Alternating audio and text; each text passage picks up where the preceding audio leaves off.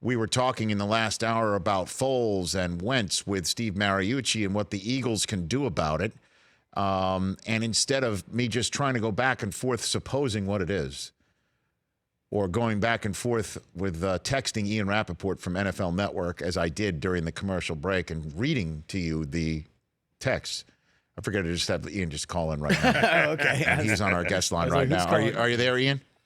Yeah, there's only one thing better than you reading my text on air, and that's me reading my text on air. Which I'll proceed to do right now. Okay, so walk me through briefly, because I know what you got. Freddie Kitchens calling in for your podcast.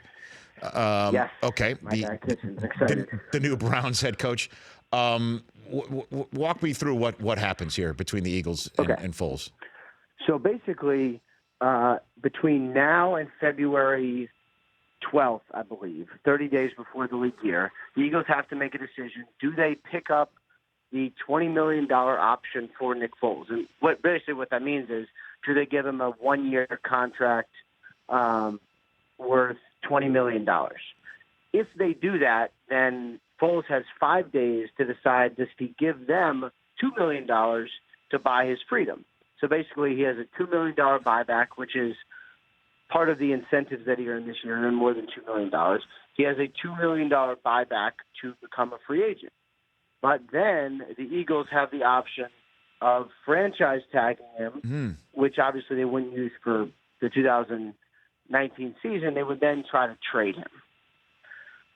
How would Foles handle that? I mean, that's not something I imagine Nick Foles would want. If he's buying his freedom, he wants to go wherever he wants to go.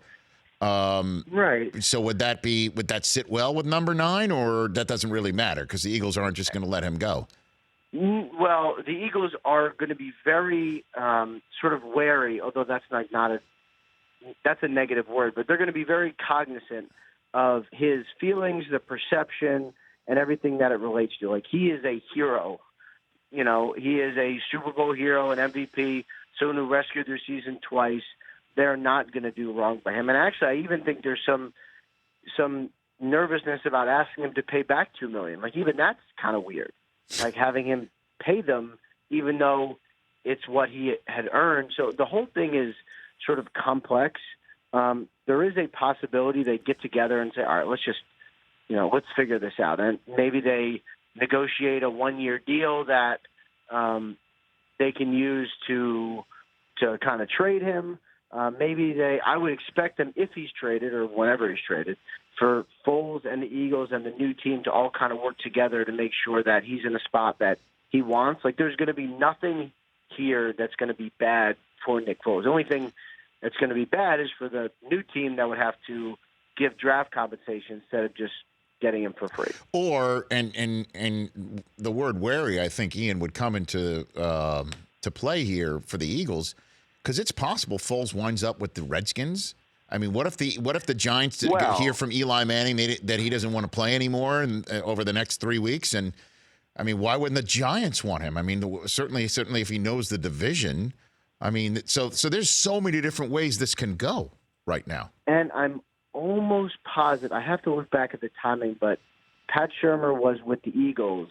I think he overlapped with Foles. If I have to look at when I'm pretty sure. Yes. So one other thing that if the Eagles did trade him, that would be part of it, is they could theoretically have a say in where he could go.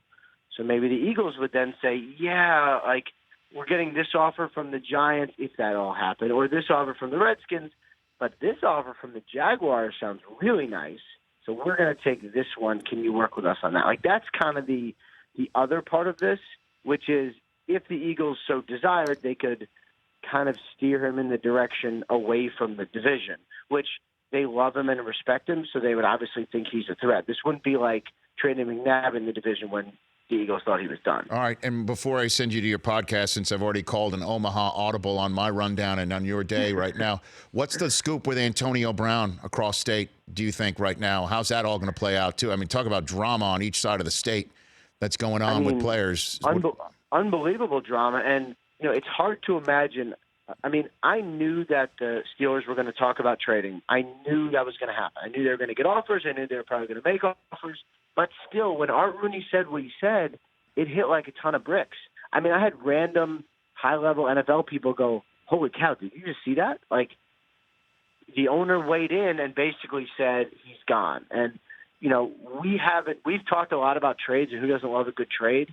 Like when Marcus Peters is traded, he was a Pro Bowler. Like, that's a big deal. When Antonio Brown is traded, I mean, he's one of the best receivers in the NFL. We haven't had this in a long time. I mean, this is going to be, with Odell, there were just kind of like trade rumors. With Antonio Brown, there's going to be trade talks and offers. This is going to be a huge, huge deal this offseason. All right, Ian. Thanks for the time. Appreciate it. Thanks for the quick call-in. All right, no problem. Yeah, it's Ian Rapoport of NFL Media Group at Rap Sheet. The Rich Eisen Show, weekdays at noon Eastern on Audience.